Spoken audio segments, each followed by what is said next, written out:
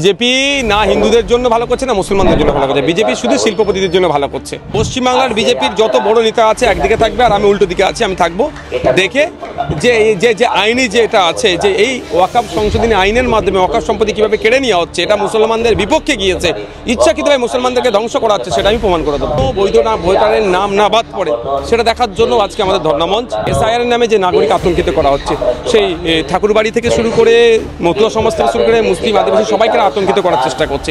26-এর আগে বিধানসভা নির্বাচনের আগে সংখ্যালঘুরা জেগেছে। কেন বললাম? আজকে যে ধর্ণা অবস্থান মঞ্চ রয়েছে সেখানে নওশাদ সিদ্দিকী রয়েছেন, জুনিয়র ডাক্তার যারা আরজি করার সময় লড়াই করেছেন, তারা ছাড়াও চাকরিহারা শিক্ষক থেকে শুরু করে একাধিক শিক্ষিত সংখ্যালঘু সম্প্রদায়ের মানুষজন এসেছে। এই মুহূর্তে আমাদের সাথে রয়েছেন নওশাদ সিদ্দিকী। নওশাদটা দেখতে পাচ্ছি সংখ্যালঘুরা ভোটের আগে জিতবে, ঘুম ভেঙেছে তাদের।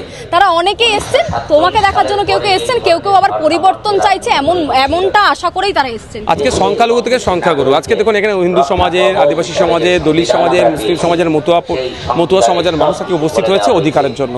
কনস্টিটিউশন প্রোটেকশন ফোরাম আমরা তৈরি করেছি, মানুষের অধিকার আছে বিপন্ন হচ্ছে, অধিকারকে রক্ষার জন্য। এসআইআর নামে যে নাগরিক আতঙ্কিত করা হচ্ছে, সেই ঠাকুরবাড়ি থেকে শুরু করে মতুয়া সমাজ থেকে শুরু করে মুসলিম আদিবাসী সবাইকে আতঙ্কিত করার চেষ্টা করছে। প্রকৃতভাবে যাতে হয়, যাতে কোনো বৈধ না ভোটারের নাম না বাদ পড়ে সেটা দেখার জন্য আজকে আমাদের ধর্ণামঞ্চ। আমাদের ধর্ণামঞ্চ ফেক এসটি/এসসি সার্টিফিকেটের বিরুদ্ধে এবং ওবিসি নিয়ে যে টালবাওয়ালা হচ্ছে তার বিরুদ্ধে। আমাদের এই ধর্ণামঞ্চ আজকে আহ্বান করছে ওয়াকফ সংশোধনী আইন 2025কে বাতিল করতে হবে। আমাদের এই ধর্ণামঞ্চ আজকে ধর্ণা হচ্ছে পরিযায়ী শ্রমিকদের উপরে যেভাবে আক্রমণ হচ্ছে বাংলা ভাষায় কথা বলার জন্য, সেটা বন্ধের জন্য। এই ধর্ণামঞ্চ এক কথা জাত ধর্ম বর্ণ নির্বিশেষে মানুষের অধিকারকে সুরক্ষিত রাখার জন্য আজকে ধর্ণামঞ্চ। সুতরাং সেই ভিন্ন ধর্মের মানুষ, জাতের মানুষ এসেছে। ওয়াকফ বিল নিয়ে যখন আপনারা বিরোধিতা করছেন, মঞ্চ করে বসে রয়েছেন ধর্ণার জন্য নিশীথ প্রামাণিক, তিনি শুভেন্দু অধিকারীকে পাশে নিয়ে একটি বই লিখেছেন। নিশীথ প্রামাণিক কেন্দ্রীয় প্রাক্তন মন্ত্রী, তিনি বই লিখেছেন ওয়াকফ বিল সম্পর্ক একাধিক তিনি তথ্য দিয়েছেন। ওনার তথ্য কে জানি না, ওনাকে বলুন আমার সাথে ফেস টু ফেস বসতে। নিশীথ প্রামাণিক জি হচ্ছে ছোট, আমি এটা বলতে চ্যালেঞ্জ করে।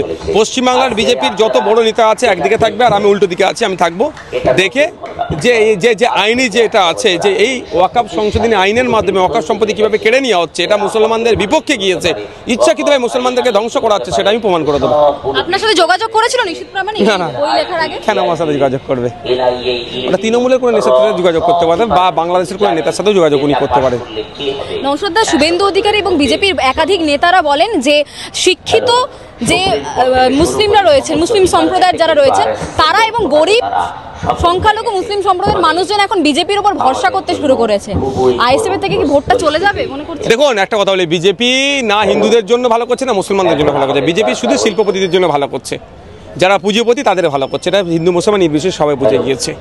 তো এটা বলে মুসলিমদের মন পেতে পারবে না। আরো ভালো ভালো খবর দেখতে সাবস্ক্রাইব করুন বাংলা হান্টের ইউটিউব চ্যানেল। বাংলা হান্টের আরো খবর দেখতে নজর রাখুন। বাংলা খবর মানেই বাংলা হান্ট।